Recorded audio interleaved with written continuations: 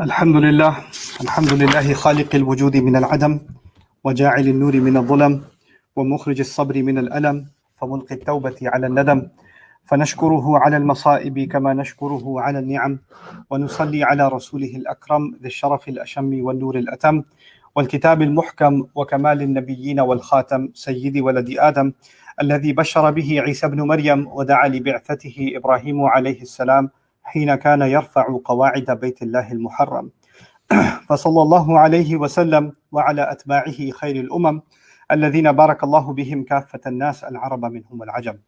فالحمد لله الذي لم يتخذ ولدا ولم يكن له شريك في الملك ولم يكن له ولي من الذل وكبره تكبيرا. والحمد لله الذي أنزل على عبده الكتاب ولم يجعل له عوجا. والحمد لله الذي نحمده ونستعينه ونستغفره ونؤمن به ونتوكل عليه ونعوذ بالله من شرور أنفسنا ومن سيئات أعمالنا من يهده الله فلا مضل له ومن يضلله فلا هادي له ونشهد أن لا إله إلا الله وحده لا شريك له ونشهد أن محمدا عبد الله ورسوله أرسله الله تعالى بالهدى ودين الحق ليظهره على الدين كله وكفى بالله شهيدا فصلى الله عليه وسلم تسليما كثيرا كثيرا.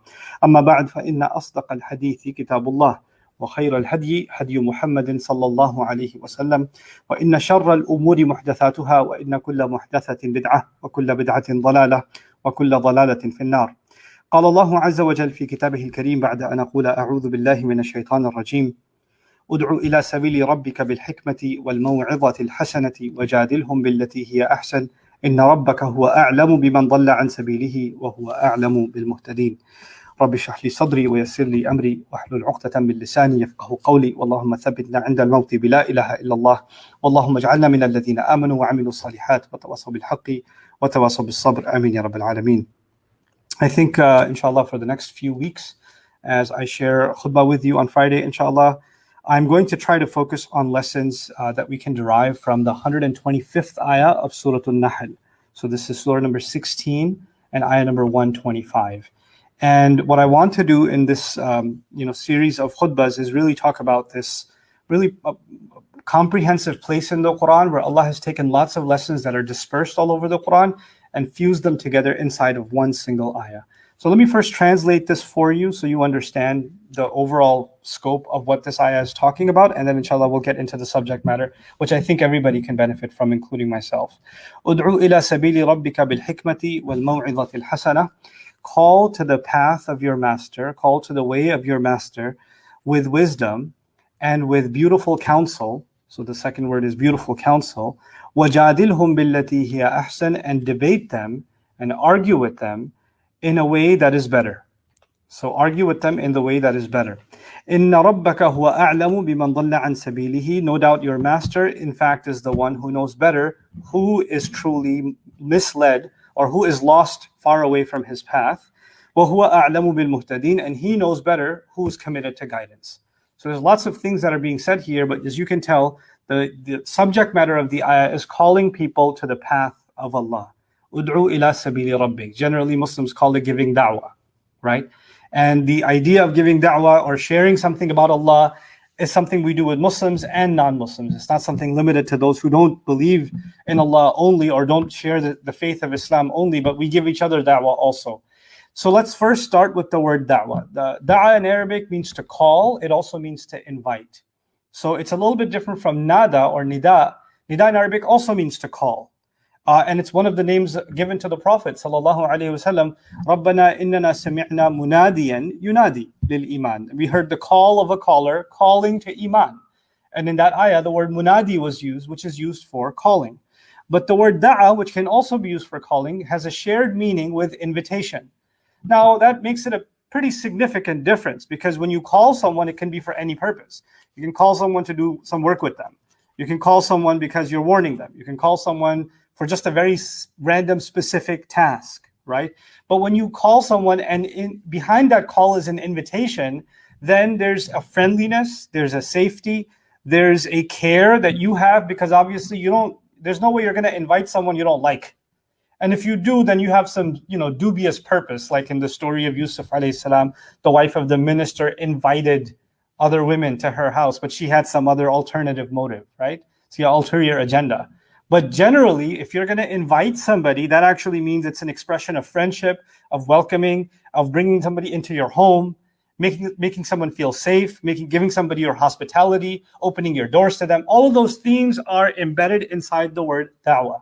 So when you are going to, sometimes young, men and women when they're in university and other settings, they say, I want to give da'wah, right? So they'll set up like a da'wah table or something in the middle of a street somewhere or at campus. And it's like, why should you become Muslim? And people are coming and stopping by. And sometimes some very staunch atheist stops by, or some very hardline Christian stops by. And it turns into a spitting match, and everybody's raising their voice, and argumentations going on, and things are being said about the Prophet ﷺ or about the Quran and things like that.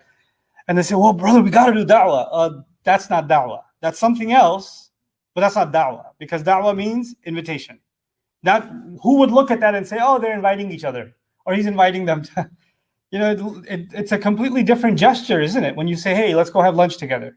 Or hey, come over to my place. Or yeah, I'd like you to sit down with me. Or, those are invitational gestures. So the word itself includes a kind of mannerism to begin with. And if we don't possess that mannerism, there are other aspects of Islam that the ayah covers. But da'wah, this wouldn't be da'wah. It's also important to mention that da'wah should be separated from the concept of tabligh. The Prophet ﷺ gave us the responsibility, بَلِّغُوا عَنِّي وَلَوْ آيَةً, right? Communicate on my behalf, even if it's a single ayah. Balagh, Quran calls itself balagh, communicator or communication. The Prophet ﷺ is told, وَمَا عَلَيْكَ إِلَّا الْبَلَاغِ. You have no responsibility other than to just communicate. In other words, balagh means not how you're inviting, but what you're saying needs to get the message across. You got to say stuff that somebody will understand and they actually get it. So if you start using big words that they don't get, or you start throwing in technicalities that they have no background in, you're no longer doing balagh. Quran calls itself balagh, and balagh actually, the original meaning of balagh is to reach. And from it, one of the sciences of the Arabic language, they call it balagha. You may have heard of that. Balagha is actually the art of communication. When you're talking to somebody, I want you to imagine it like this. This is how I used to explain balagha to my Arabic students. Think of it as when you're talking to someone, they have a protective wall, literally the chest cavity, around their heart. So what you're saying is going to bounce right off, right? You've got to find the kind of words that can penetrate through this cavity and go deep inside somebody's heart and impact them. And that's actually called balagha in Arabic, when you are getting through to somebody and it really hits them. So that's actually the art of communication. So da'wah is first of all an invitation. It's a friendly gesture. It's a call. Balagh or balagha or even tabligh is to communicate in ways that are the most effective, which means we have to become students not just of the manners of speech, but the nature of speech itself. How are we going to talk to somebody about the same thing? You can say the same thing in the most effective way, and you can say the same thing in the opposite of effective. What is the goal that you're trying to achieve? Are you trying to win a point? Are you trying to prove someone wrong? Or are you trying to win someone over? Because if you win an argument, the person might walk away losing an argument, but hating you also. You didn't win anything. That wasn't balagh. And it certainly wasn't da'wah. But you felt good about yourself. That was more a propagation of one's own ego instead of da'wah or tabligh. You understand? So this is why these words are actually really important to understand. These terms in the Quran are really important to understand, so we know what is it that we're trying to do. If I'm giving, and by the way, this is not just about taking some Christian fellow and telling them about the oneness of Allah or something like that. You could be doing da'wah to your mom. You could be doing them to your spouse, your husband or wife, or your child. There's an opportunity to invite them to something. Now, Allah didn't say invite them to Allah. Listen to the words. Ud'u ila sabili rabbik. Invite to the path of your master. Invite to the path of your master. Now, this is imagery, because the Quran communicates some very comprehensive messages by way of painting a picture. And this is a picture that's been painted in this ayah. And what's the picture that's been painted? A path is not something you call someone to. You call someone to a destination. I can invite you to my home. I don't say I invite you to Highway 183. Doesn't make sense. because you don't invite to a path, you invite to a destination. So it's interesting language that Allah says, call to the path of your master. You understand that? Now the thing about a path is, if I invite 10 people, just visualize this. I invite 10 different people to the same path, a road. Let's not use the word path. Many of you don't use that word. Let's use the word road, right? So I call 10 of you to a road. Because 10 of you live in 10 different locations, aren't you going to join that same road at different points? Isn't that true? Somebody will join this road way back 10 miles back. Somebody will join it 100 miles ahead of everybody else. Isn't that the case? And all of you have different paces. Some of you have a bicycle, some of you are walking, some of you have an animal, some of you have a truck, a car, whatever you got. And if somebody will get on that path and move quickly. Somebody will get on their path and move slowly. Somebody will get on that path and be reluctant to even take the first step, even though they're on the path. Somebody will get on that path and take 2 steps and then kind of want to slip off.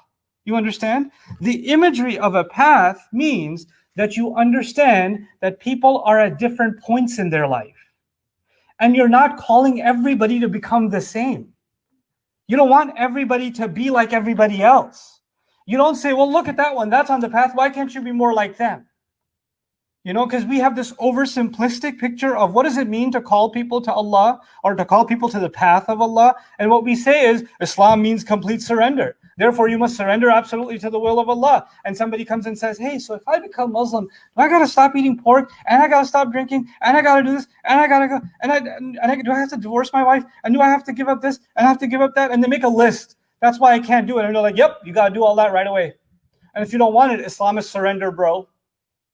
You better just, and we compare this to what happened in the time of the Prophet ﷺ. A person came to the Prophet ﷺ and said, I've heard about Islam, but he said, Ubayyi'uka ala salatayn. I'm ready to pledge myself to you. I'm basically ready to accept you as Allah's messenger, but I'll pledge that I'll pray 2 prayers a day. I'll give you 2, right? And it's very clear that there's no compromise on the number of prayers in a day. It's 5 prayers. Every Sahabi knows that. It was early established in the religion. It was a heavenly gift from Allah. So there's no negotiation here. And the Prophet ﷺ accepted his pledge, and the man happily walked away, a Muslim. And the Sahaba were confused. Like, was there a discount program we didn't know about? Like, what happened here? And the Prophet ﷺ explained to them that once he tastes the sweetness of the prayer, he'll come around. He'll learn. Let him take his first steps.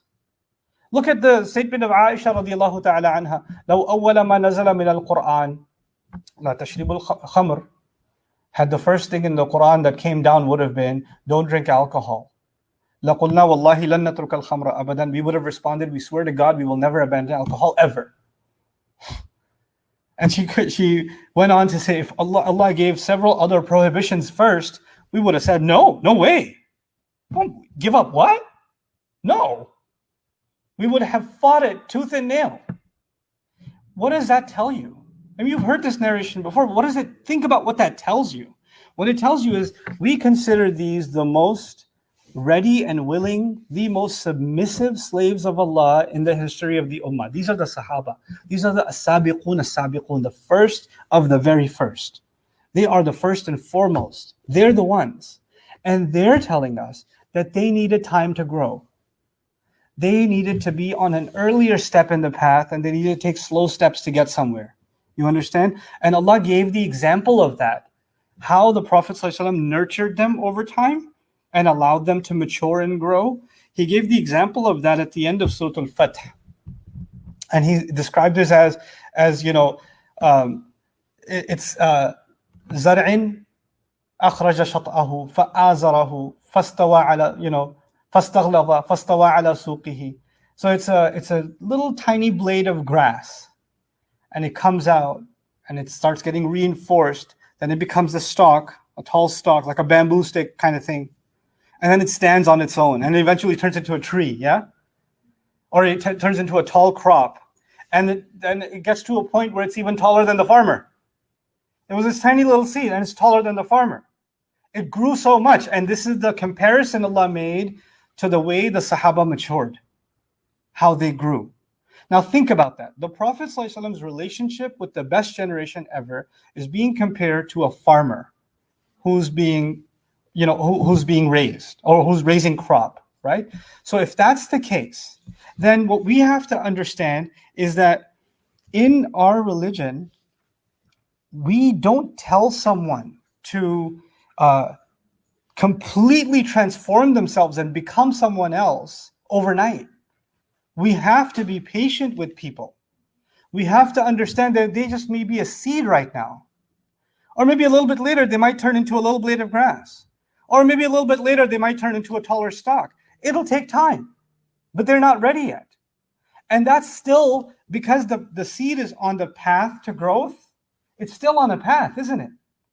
It's still on a path.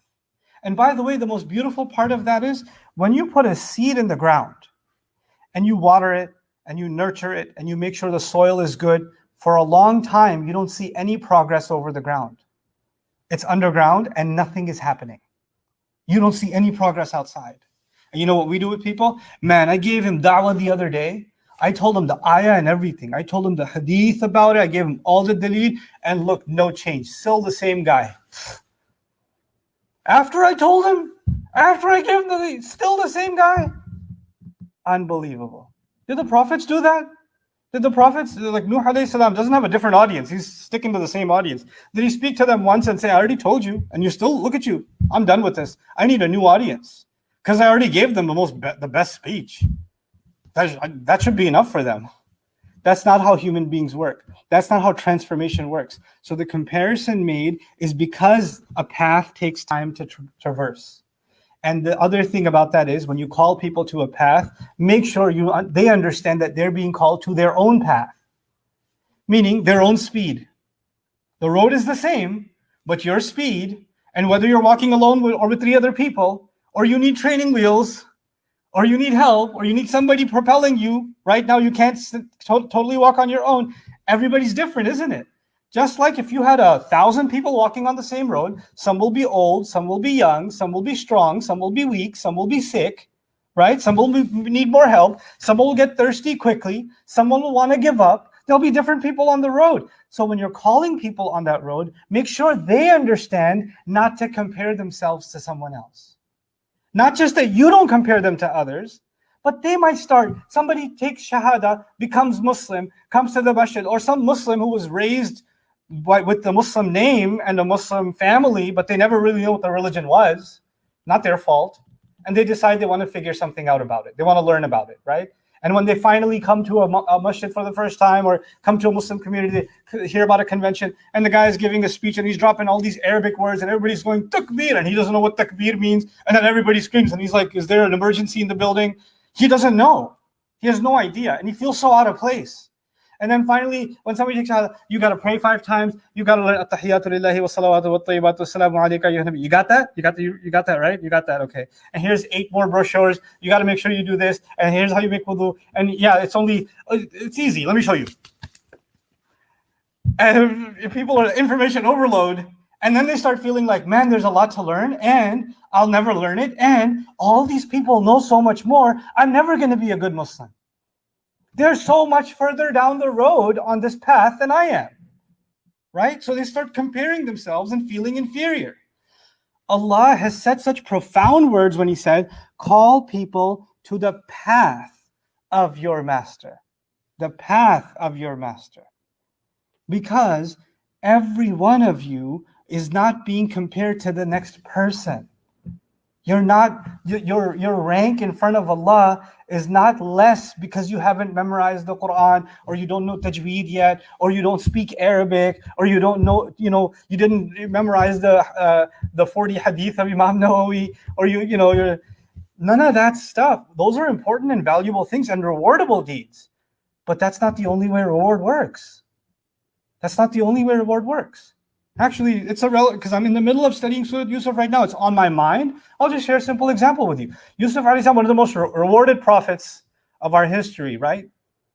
But he wasn't given a book. He wasn't given revelation. Tawrat came way later. Tawrat came to Musa alayhi salam, yes? So there's no recitation going on. There's no scripture that he's reciting and surahs that he knows, or revelation of, he knows the interpretation of dreams. He knows Allah is one. He knows the story of his fathers. He knows that, but he doesn't know much as far as scripture is concerned. We have way more access to words of Allah and laws of Allah that weren't even revealed yet, right? But what's his contribution? His contribution is he's making sure the agricultural community is doing its job. He's making sure the money's moving in the right places. He's making sure the administration is running clean. There's an anti-corruption policing in place. There's, the poor are getting what they need to get. What you would consider secular services, not even religious services. But that's a contribution. And does Allah value it? Values it enough to make it a surah we study. So what we do is we start comparing, well, religiously, I'm behind this one and that one. Or I know less than that one and that one. Therefore, I'm inferior.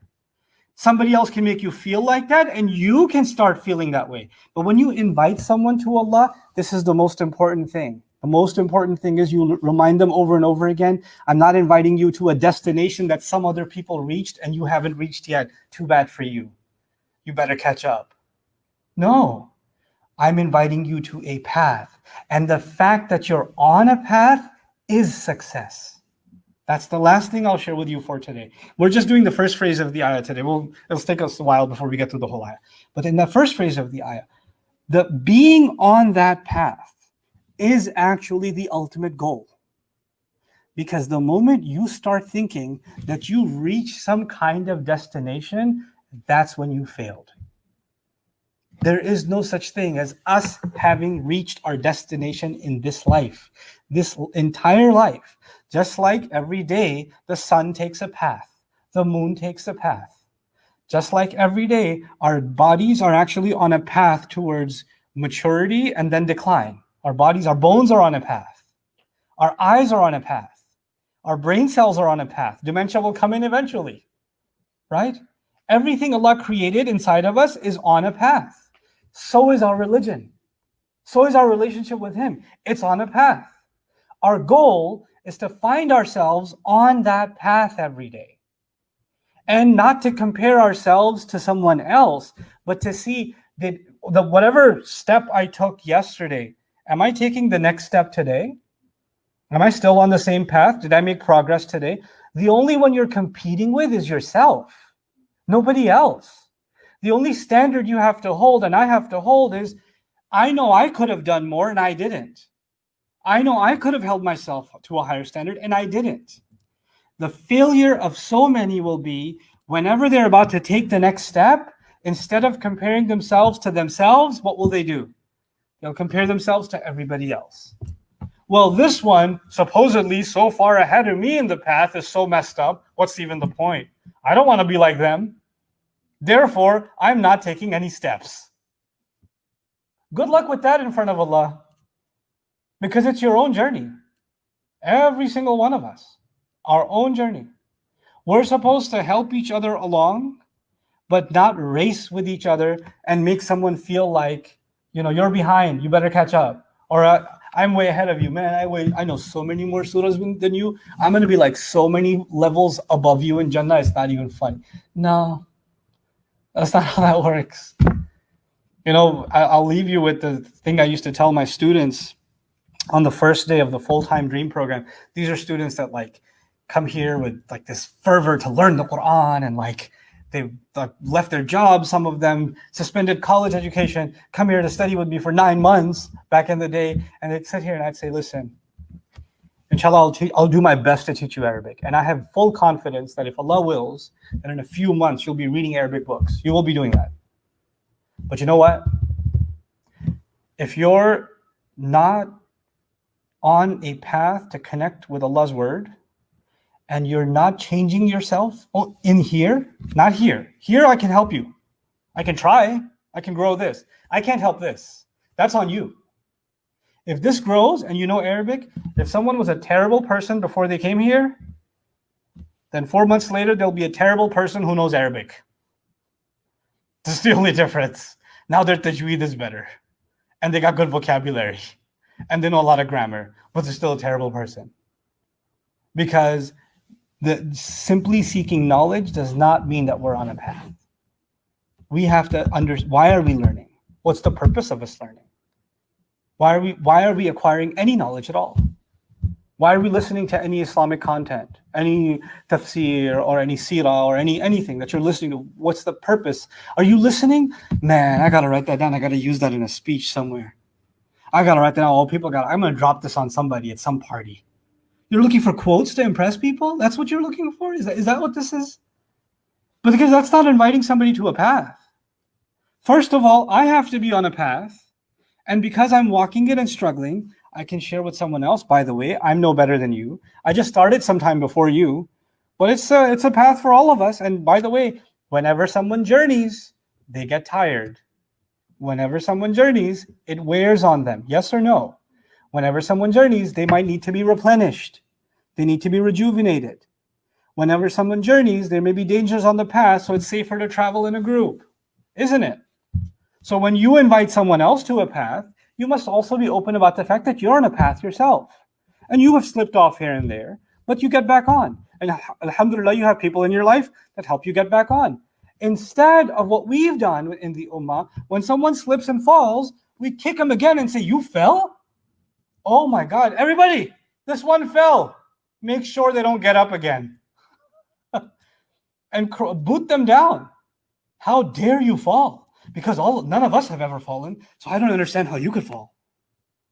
This is the self-righteousness that is antithetical. It's the opposite of what Allah is saying in the very opening of this statement, Ud'u ila sabili rabbika. I'm taking a little bit extra time, but since I want to do some justice to this phrase, I'll say one more thing about this opening phrase of the ayah again. Surah 16, 125. Yeah? Ud'u ila sabili rabbika. Invite to the path of your master. Your master.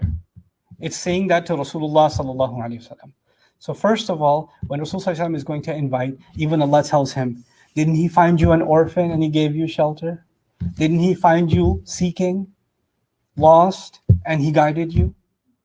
In other words, he will tell people, I also had a starting point in my path. And it's not my path. I don't own this road. I don't get to comment on other people and their speed on this road because I don't own it. It is the path of belonging to someone who also owns me, my master. So now there's two ownerships. My master is Allah. And the master, the owner of the path is also Allah Azza wa Jal. That means the way that I observe myself, I'm not the police on this road. I'm not in charge on this road. I don't decide the rules on this road. I don't call people out on this road. Who's the only authority who can do that? That's Allah Himself, because it's His road. Don't act like you own it.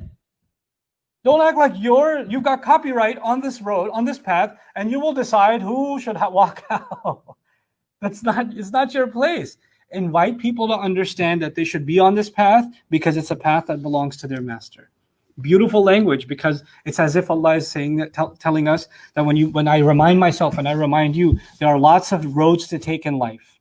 There are lots of roads. There's lots of ways you can live your life, but only one of them is actually owned by Allah. Then you have to think, what are those other paths? Who owns them? And what are they? If they're not owned by Allah, what do they lead to? Who are you going to meet on those roads?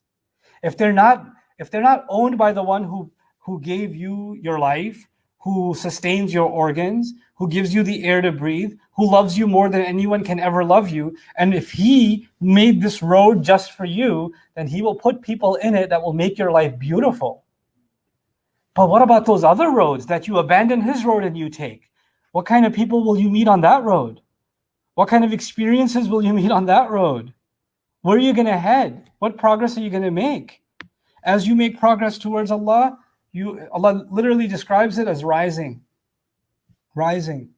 Now, again, visual, I'm taking so long in this khutbah, but it doesn't matter. It's okay. It's COVID-19. You can work from home. So when you're rising, imagine a road that goes upwards, yeah? So as you're traveling this road, it's getting higher and higher. When you get higher, don't you see further? Aren't you able, your view changes, right? It's a remarkable thing that the path of Allah is actually heading upwards. Why?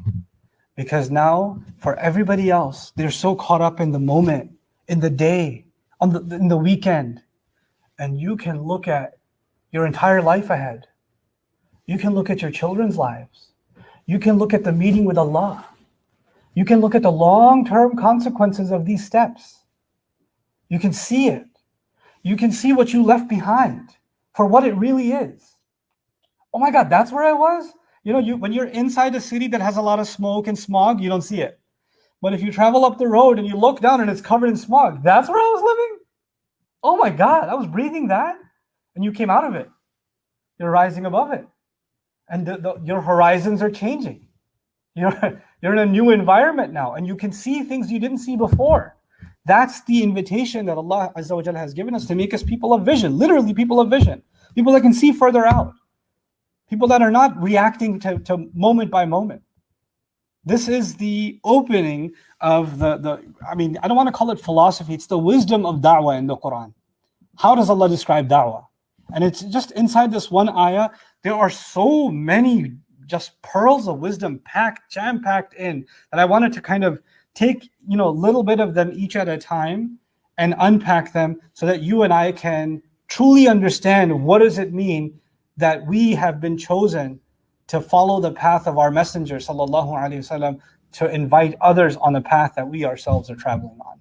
Barakallahu li wa lakum fil Qur'an al-Hakim wa nafa'ani wa iyyakum bil ayati wa dhikr al-Hakim.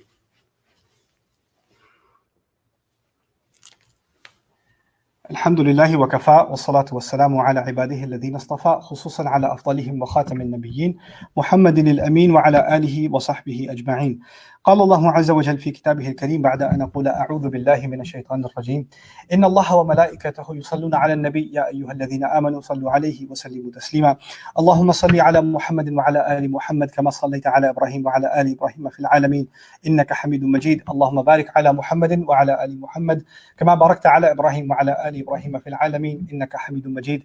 عباد الله رحمكم الله، إن الله يأمر بالعدل والإحسان وإيتاء ذي القربى وينهى عن الفحشاء والمنكر ولذكر الله أكبر والله يعلم ما تصنعون. أقم الصلاة إن الصلاة كانت على المؤمنين كتابا موقوتا.